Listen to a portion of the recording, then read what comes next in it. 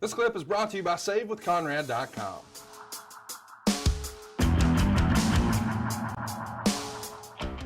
So here we are. It's Columbia, South Carolina on the 24th, trying to get back into what we're going on here after seeing that.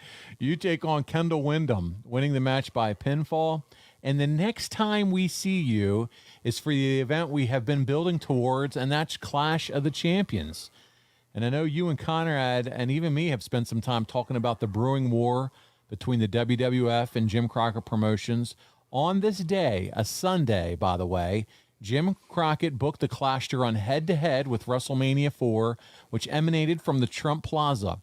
The draw of that card was Hulk Andre 3, and as we all know, Macho Man won the tournament that night to become the WWF champion.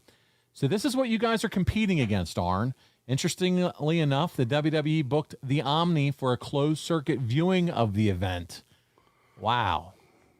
Now on to the clash. It's in Greensboro, and why not?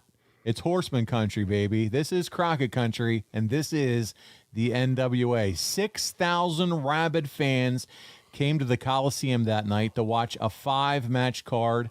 And as an important reminder, the event was broadcast on TBS and was the first of its kind for Jim Crockett Promotions. You said it already, Arn.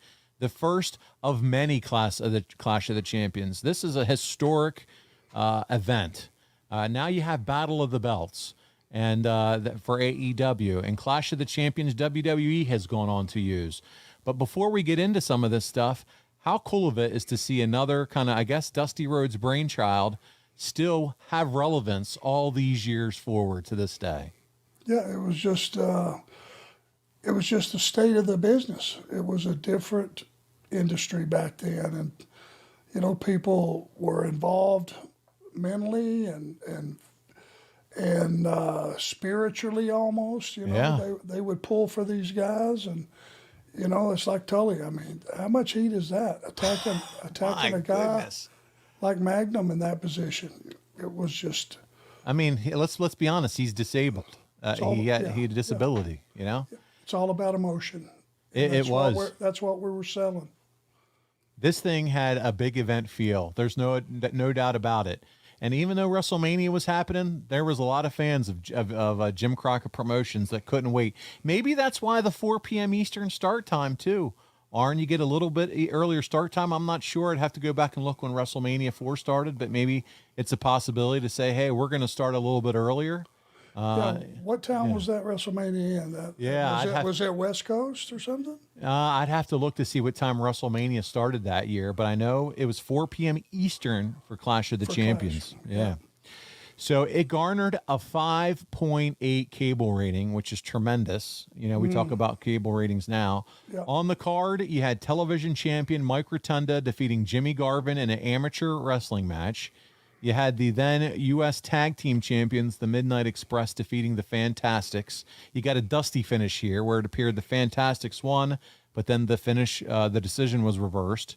Lane and Eaton would beat the Fantastics with their belts afterwards, getting back any heat they may have lost. And then also on that card, you had a non-sanctioned, non-title, 6-man tag match. Dusty Rhodes and the Road Warriors defeating Ivan Koloff and the Powers of Pain. The ropes, Arn, were wrapped in barbed wire, and the match was anything goes. So there you go. And then the main event of epic consequences for the man called Sting saw Sting and Flair go 45 minutes to a draw. This match effectively made Sting and gave him the credibility needed to become one of the most legitimate baby faces of all time. Arn, there had to be a lot of time, effort, and energy put into the program with Luger and the payoff for the part of this that's coming. But what did you think about Flair making Sting on this night after doing a solid 30, 45, and even 60 days with him on all the loops? Well, it was his coming out party that night. He became someone different. And his cardio held up. His look was incredible. And being featured against Flair for the title was just the frosting on top of the cake. He had it all. I mean, he had a great look. That night, I feel like he really stepped up and became a top guy. He certainly did, and I'd be remiss if I didn't mention too, Arn, this is the show where you get Tony Schiavone and Jim Ross commentating their first big event together, working together. JR still talks about it. Tony's talked about it on his podcast, together play-by-play, and to see those guys, I know Tony, you know, he's your buddy, all these years later, still getting it done on AEW, but here it is, 1988, Clash 1, Tony and Jim Ross working together. That was the beginning of something that to this day is awesome. It is. These guys are really pros, and they really do a great job of explaining what we're watching, and that's what great announcers do. They paint the picture. If you were just listening to the show, you'd still know what was going on without even seeing it. Hey, it's Conrad Thompson. Thanks for checking out the podcast here on YouTube. Be sure to hit the subscribe button and the notifications bell so you get a notice anytime we upload some new content. And go save yourself some money right now. If you're in a 30-year loan or you have credit card debt, it's not a matter of if I can save you money. It's a matter of how much. Find out right now for free at SaveWithConrad.com.